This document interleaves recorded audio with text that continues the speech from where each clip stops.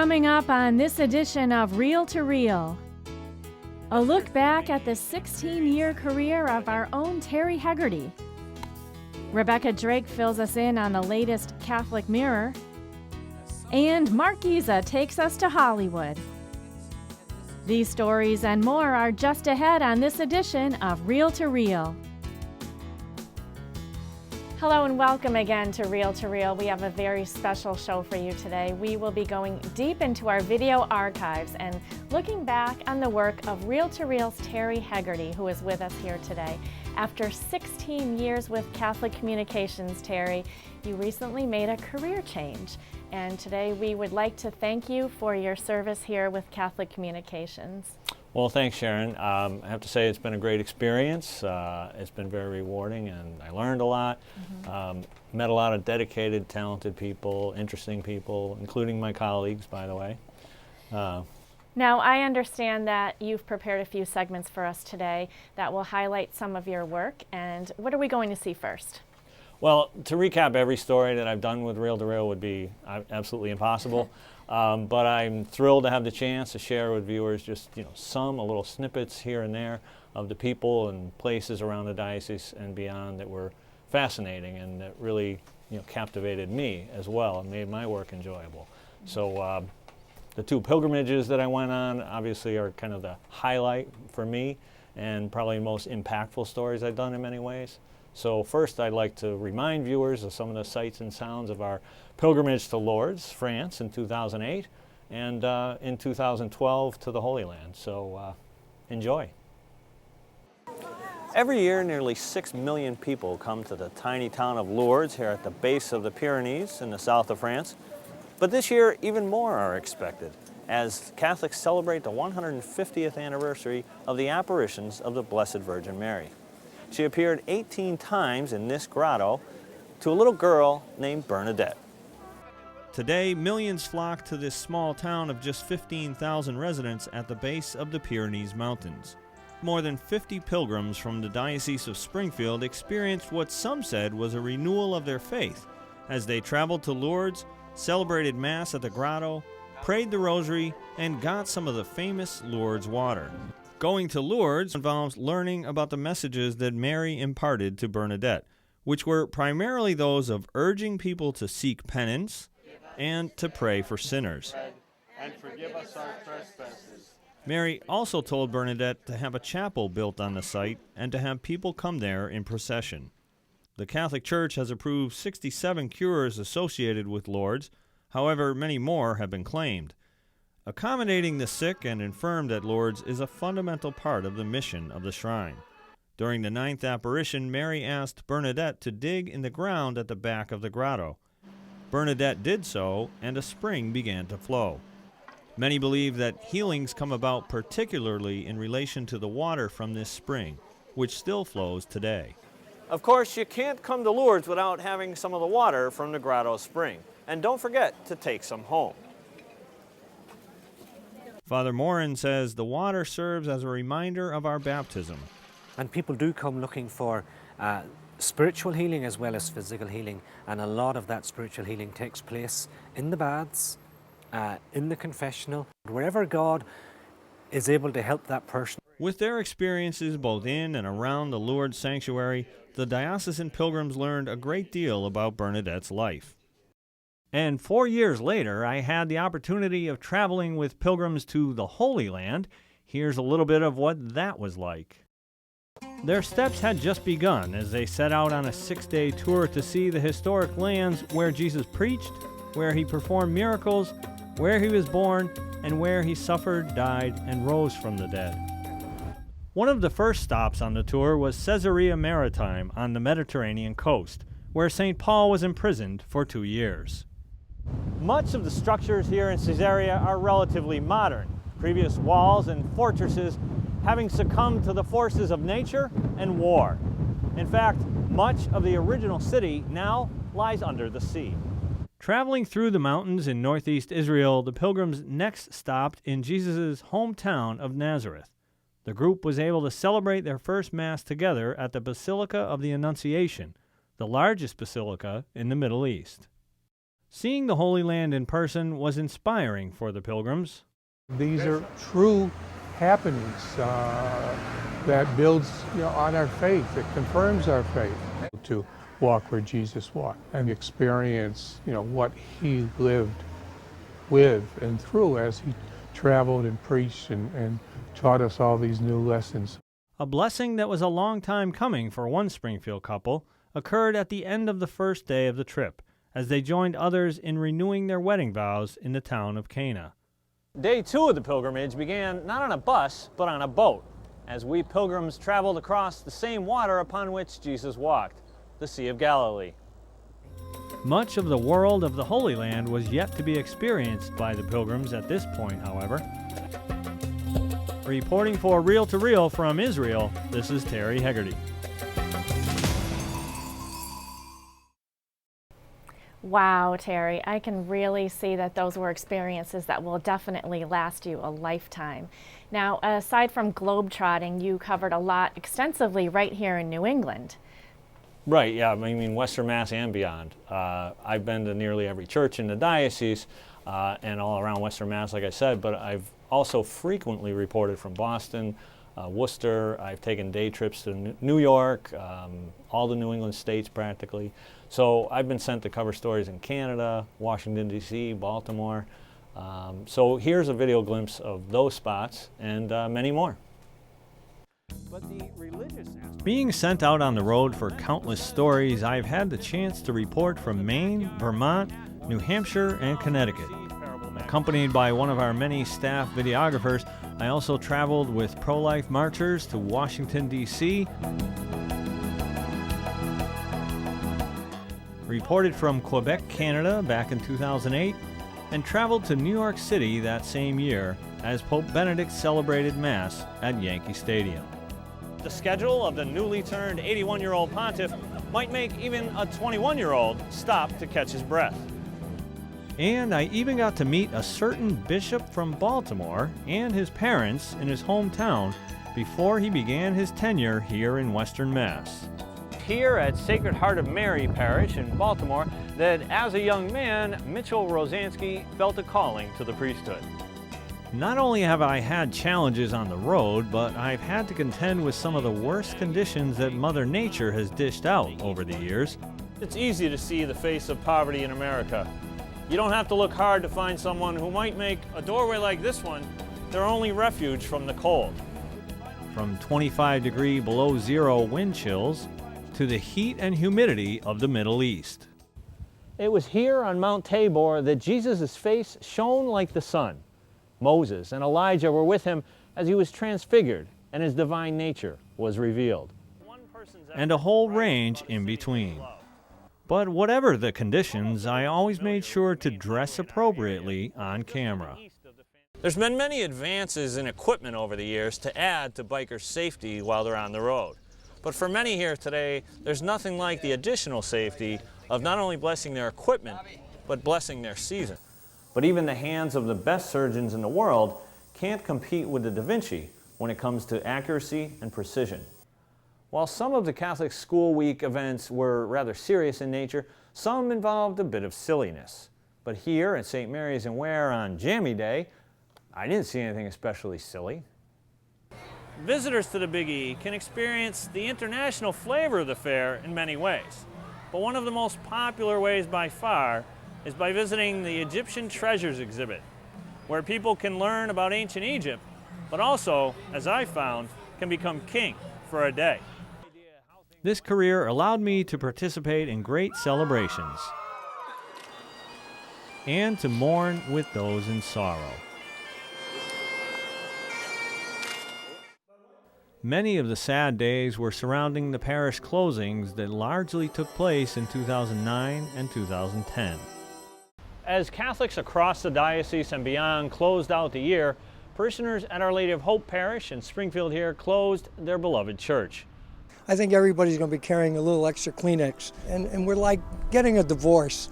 We know it's only a building, but the parish family means so much. It was also a sad day as we arrived at the scene of the 2011 tornado path just minutes after Cathedral High School was destroyed. We've seen neighbor helping neighbor. We've seen people reaching out one to another. We've seen the charity and the generosity of the people of Western Massachusetts manifest for their brothers and sisters in need. Of course, reporting isn't always so serious. Here at the CYC, they try to teach kids in a variety of ways, but one thing they don't need to teach them is how to have fun. Ready? There were many opportunities to have fun on camera. As professional franchises increasingly demand more modern facilities, the charm of these old ballparks is fast becoming less of a hit. Even when I wasn't participating, it was great to be able to cover sports.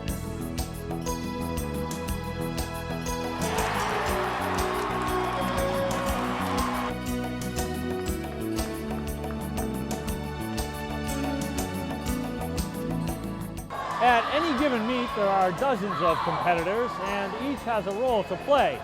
But even among the crowd, Marisa is easy to spot because she's usually well out in front. Cathedral has several talented players. In fact, a big part of their success is how deep they are.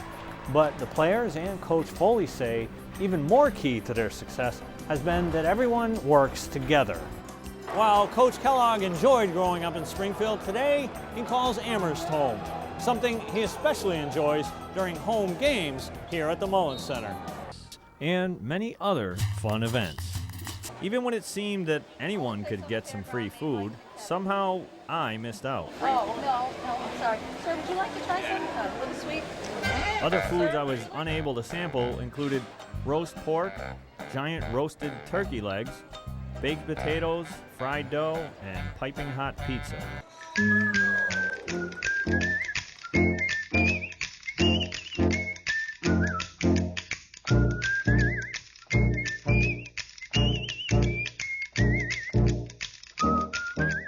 And still to come on Reel to Reel, Mark Giza will have his latest Hollywood picks. And more from the archives of Terry Hegarty. These stories and more are still to come on this edition of Reel to Reel.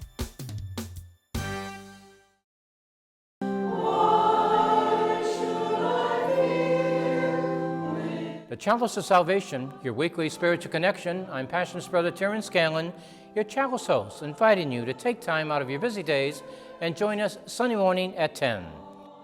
We welcome Bishop Timothy McDonald, Bishop Emeritus, as our Mass presider, remembering our beloved Bishop Joseph McGuire. The Chalice of Salvation, your spiritual connection, Sunday morning at 10, right here on 22 News.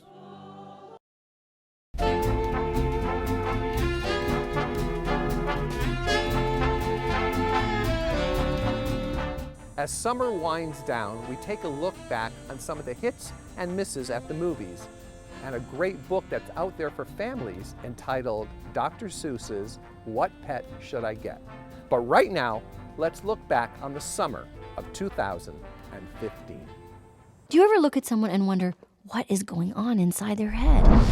First things first, I love the new film Inside Out. Pixar's latest masterpiece has Oscar written all over it. The story that takes place inside a young girl's mind had me cheering and crying. And yes, it's a film we can go to as a family. Bravo. Ready to launch on your command, sir. Just shut up! Fire! That's it. Go to your room. The foot is down. The foot is down. Woo! Good job, gentlemen. That could have been a disaster. Oh my God!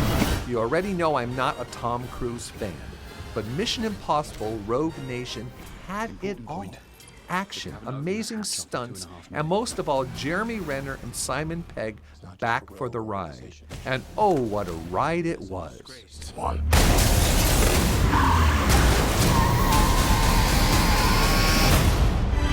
Mr. Holmes. Is there anything Ian McKellen cannot do?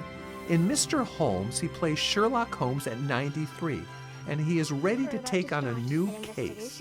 Laura Linney, who is one of my favorite actresses, adds style and taste to this little gem of a film. This film is well done. If I ever write a story myself, it will be to correct the myriad misconceptions created by his imaginative license. Murder, Mr. Calmont. Murder. Here she comes.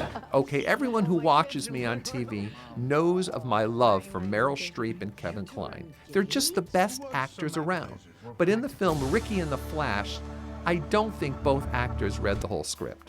The story of a washed-up singer who comes back to save her daughter was just pitiful.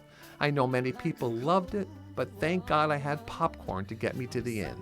You can rent it this winter, so you can fast forward right through it. I was never a traditional mom, but I am a musician, and I'd like to give all I have to you. And finally, the turkey of the summer, Jurassic World. I mean, I was cheering for the dinosaurs. The film lacks so much, I don't have time to list it. Just one thing. I want to know, how did Bryce Dallas Howard keep her suit and hair looking so perfect as she was running around like a mad woman? Please, no more of these films. I think even the dinosaurs are getting bored.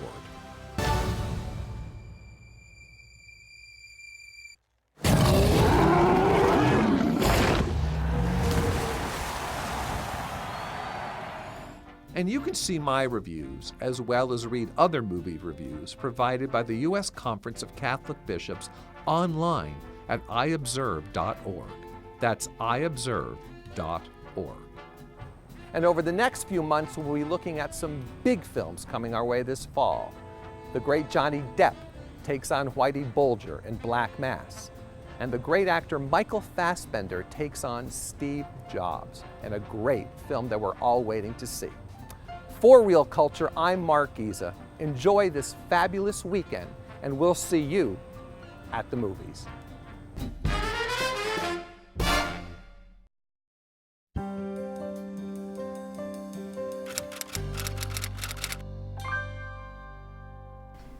We all know the stereotypes. A person walking up to our front door, Bible and pamphlets in hand, ready to quote scripture and tell us how to save our souls. Or a missionary in a long ago century, braving the elements of nature and the hostility of native inhabitants to teach them about Jesus. Now, I would like to introduce you to a new image of a missionary by asking you to look into two mirrors. The September issue of the Catholic Mirror and the mirror over your bathroom sink, or in your front hallway, or in your hand. As you will discover in this month's cover story, the face of the new evangelization is here, and we, practicing Catholics, are its reflection. With the theme, Rediscover Your Spiritual Roots, a diocesan-wide evangelization effort will inspire all of us to renew our love for Jesus and to invite our Catholic sisters and brothers who have been away to celebrate the Eucharistic feast at the family table once again. As Father Michael Wood, co-chair of the Diocesan Evangelization Committee, notes in his guest commentary, evangelization can begin with a simple act of welcoming, a hello or a smile, at a liturgy or parish event. Throughout this issue, there are signs of welcome and hope. The ordination of 8 new permanent deacons for the Springfield Diocese, a local teen who has committed to a year of volunteer service before going to college, an 85-year-old parishioner who has responded to adversity by becoming a superhero of prayer and a model of mercy, and a 14-year-old whose faith has helped him face cancer with strength and hope. And Bishop Rosansky, reflecting on his first year in the Springfield Diocese, pledges to continue learning about the people and places of Western Massachusetts and to lead us all into a faith-filled future in a modern missionary landscape. So take another look into that mirror, or take a selfie, and smile. Your new job as an ambassador of Christ starts today. At the editor's desk, I'm Rebecca Drake.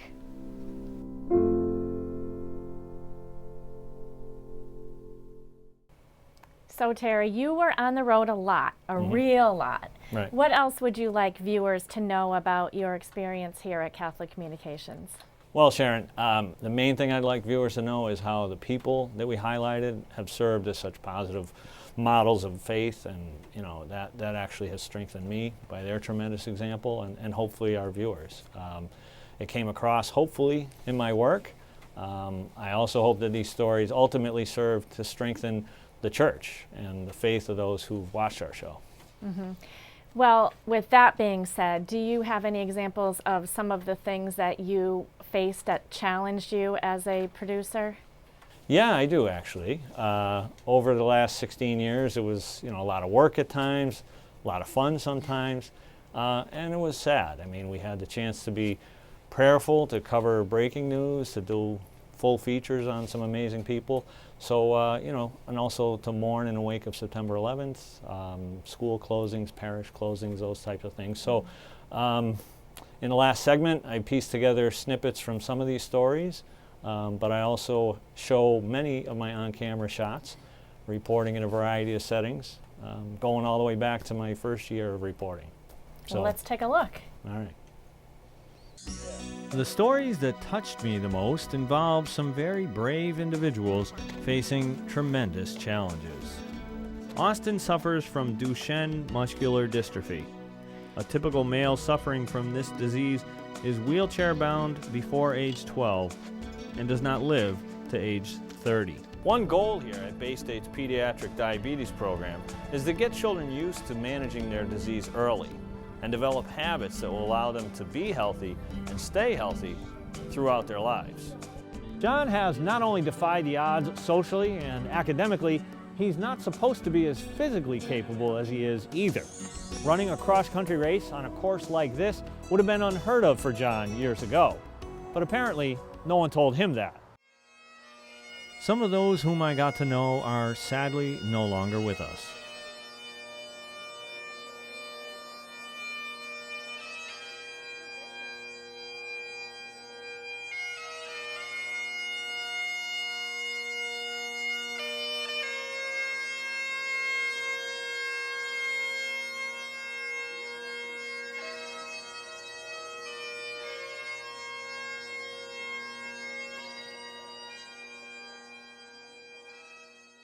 Bishop McGuire felt so much at home in the Diocese of Springfield, he decided to stay right here on Elliott Street, in a modest apartment above the Chancery offices. This would remain his home for the last 35 years of his life. Most often, over the last several years, I was asked to cover the breaking news of the diocese. The idea that couples of the same gender would like to be married is perhaps as old as the institution of marriage itself. But no major established society has ever recognized such marriages. It's a fight that literally determines life or death. Opponents of the death penalty mobilized recently across the state of Connecticut in response to the highly publicized case of 45-year-old death row inmate Michael Ross. With his installation here today, Archbishop Blair will now be shepherd to the nearly 600,000 Roman Catholics in the Archdiocese, along with more than 300 priests and 600 men and women religious. These 5 men entered the cathedral today and proclaimed that they're ready to take on the responsibilities of being representatives of Christ in the world. This is not only a joy-filled day for them, but it's also a cause for great celebration for people throughout the diocese. At a 10 a.m. press conference Thursday in the Bishop Marshall Center in Springfield, Bishop Rosansky was introduced by retiring Bishop Timothy McDonald. And I'm delighted to welcome and to introduce Bishop Mitchell Thomas Rosansky, our new bishop. I had the privilege of interviewing many leaders in the diocese during my tenure. I can't think of a better way to spend the rest of your career than being engaged in this kind of work and helping to form the future for young people. Sister Maxine says the congregation members have many challenges before them. There is so much need around us. There is so much that cries out for the presence of the gospel. Sister Andrea says that the 3 new principals have all put forth efforts to ensure a successful start to this school year. Cardinal O'Malley, who is now a close advisor to Pope Francis, spoke about evangelization and about how Pope Francis is helping Catholics to reach out even more. Bishop Mitch says he's glad to have the opportunity to further the new evangelization in Springfield, and even a few famous people. He's one of the younger kids there, so you know, he's had a good start. He's got a long way to go, but it's certainly a great start for Adam. Flutie told Reel to Reel about his son. He walks into the room, he lights up the room with a smile all the time. He's the happiest kid I've ever seen. He says he tries to accomplish two things when he speaks to pro-life crowds. In the first place, they're enormously motivated people, and you want to keep them motivated. And pretty much anyone who attended a Mass in St. Michael's Cathedral or just about anywhere else in the diocese needed to be prepared to be interviewed by a reel-to-reel crew. Grandparents, even if they are retired, are not done with their work. Fields are harvested daily, and 3 times per week the organic produce grown here is sent 15 minutes north to the food bank warehouse in Hatfield. Normally, for 10 months out of every year, this pool remains empty. But last year, due to budget constraints, July and August came and went, and no water filled the pool. But those who were the most challenging to work with weren't people at all. Just as people are all different and have their own personalities, so do the canines. And Ted here has demonstrated a clear ability to help other people. Let me ask you a trivia question. Actually, this one's multiple choice. Where does the Big E take place? West Springfield. Oh, wait a minute. That was multiple choice. Mr. Biggie, you are very smart. You don't say a lot, but I like it. You're very smart. Thank you. Well, I wasn't able to get any trivia questions answered from these guys, but whether it's your favorite activity or not, visiting the animals is a must-see for any trip to the Big E. I've enjoyed getting to know members of the clergy, religious sisters, and brothers. After so many decades of speaking to a television audience, tonight Brother Terry had a live audience made up of well-wishers from family and friends. And I met so many incredible lay people who simply love their faith and live it out each day.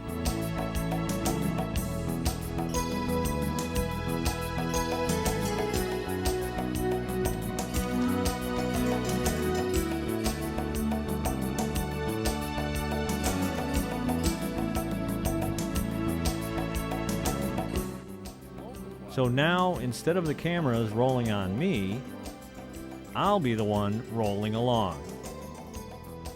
Signing off for Reel to Reel, this is Terry Hegarty. And we're done. Well, it was great to be able to tap into all of that old footage. It really brought back some amazing memories for me, and I hope it did for those of you at home as well. I can truly say, Sharon, that it's been a great ride. I bet it has, Terry. I noticed in one of your segments that you were riding a skateboard. Even after all these years, you can still balance and... Yeah, I can still balance. I love the skateboard. Yeah, and so do you plan on taking that with you to your new job and using it as a mode of transportation, maybe? I mean, it'd be great for gas mileage, but I think I better rely on a standard vehicle to get back and forth for now. Probably would be a little cold in the winter. Right. Well, thanks a lot for being with us today. It was great to have you here and relive all of those memories. Yeah, thanks for having me back. And Terry will continue working for the Catholic media, but he will be leaving the cameras behind, as he said, and going back to print work, only as he serves as editor of a national magazine. So good luck, Terry. Thank you, Sharon. And for this week, that's Reel to Reel. Remember, you can always stay up to date on all of the current events of the Catholic Church, both in the Diocese of Springfield and around the world at iobserve.org. And please join us again next week at this same time for our first new episode as we kick off a new season of Reel to Reel, your window on the world around you. Happy Labor Day. Reel to Reel is a production of the Catholic Communications Corporation, funded in part by the annual Catholic Appeal, and the support of you, our faithful viewers.